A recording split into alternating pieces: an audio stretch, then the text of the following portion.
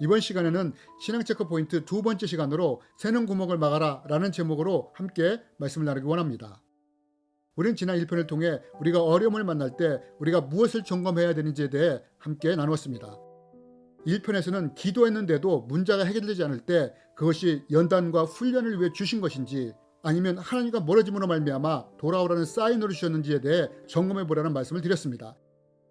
그런데 이외에 다른 이유 때문에 우리가 어려움을 겪을 수 있습니다. 과연 그것이 무엇일까요?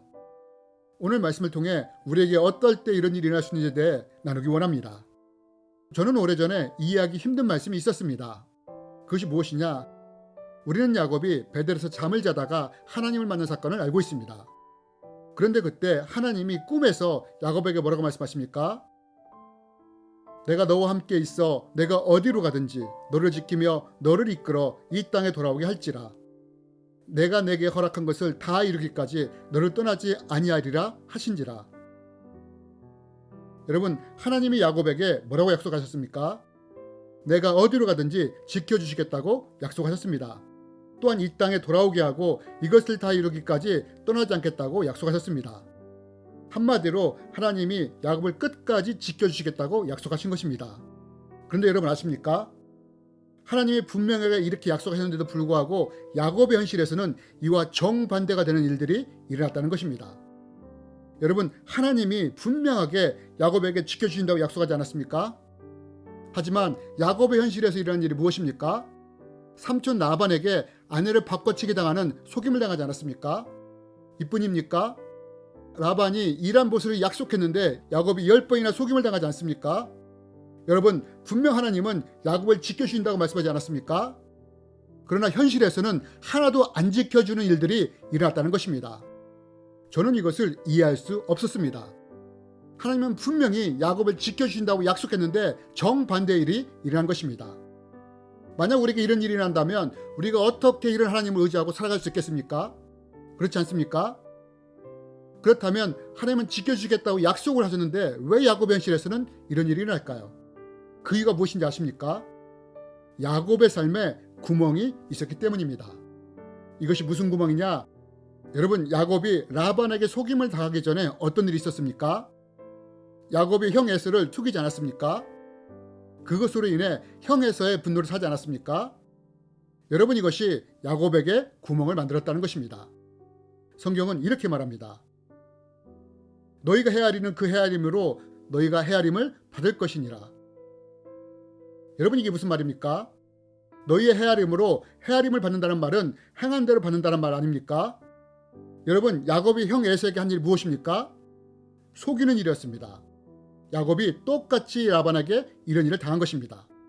행한 그대로 그 헤아림을 받은 것입니다. 결국 이 구멍이 야곱을 어렵게 한 것입니다. 그러므로 우리도 이런 새는 구멍이 있을 때 하나님이 지켜주신다 하더라도 그 구멍으로 인해 어려움을 당할 수 있는 것입니다. 예를 들어 내가 누군가에게 빚을 졌는데도 갚지 않을 때 그것이 구멍이 되어 나를 재정적으로 어렵게 할 수 있다는 것입니다. 물론 갚을 능력이 없어서 빚을 지고 있는 상태라면 어쩔 수 없지만 갚을 능력이 있음에도 갚지 않고 그대로 둔다면 그것이 구멍이 되는 것입니다. 내가 누군가 빚으로 마음을 힘들게 했다면 우리도 동일하게 그 헤아림을 받을 수 있다는 것입니다. 내가 누군가를 속임으로 무엇인가를 얻었다면 누군가를 통해서 동일한 고통을 당할 수 있다는 것입니다. 속임이 구멍이 되어 내가 괴로움을 당할 수 있다는 것입니다.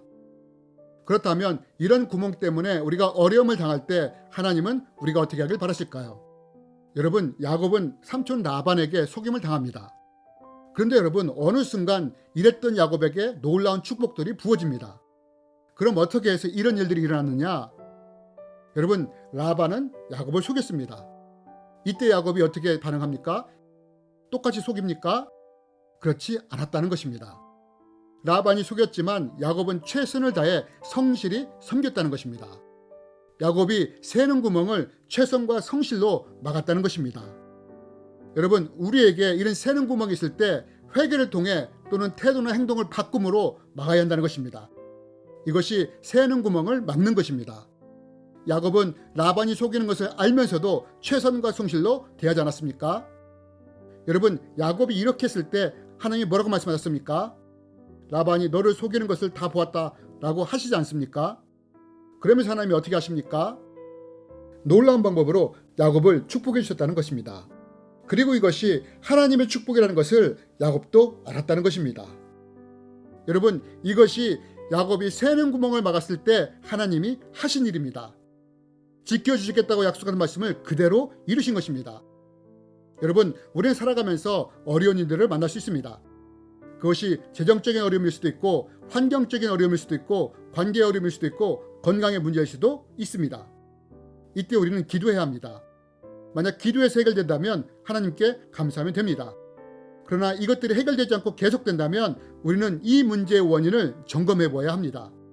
하나님이 나를 성장시키기 위해 그것을 연단과 훈련으로 주신 것인지, 아니면 내가 하나님과 멀어짐으로 하나님이 돌아오라는 사인으로 주신 것인지, 아니면 내가 만든 구멍으로 인해 이 어려움이 찾아온 것인지에 대해 점검해 보아야 한다는 것입니다. 이렇게 점검하고 원인을 찾을 때 그 해결책이 보이기 때문입니다. 해결책을 찾고 회개하며 돌이킬 때 그 구멍이 막히는 것입니다. 이럴 때 하나님의 도우심이 풀어지는 것입니다.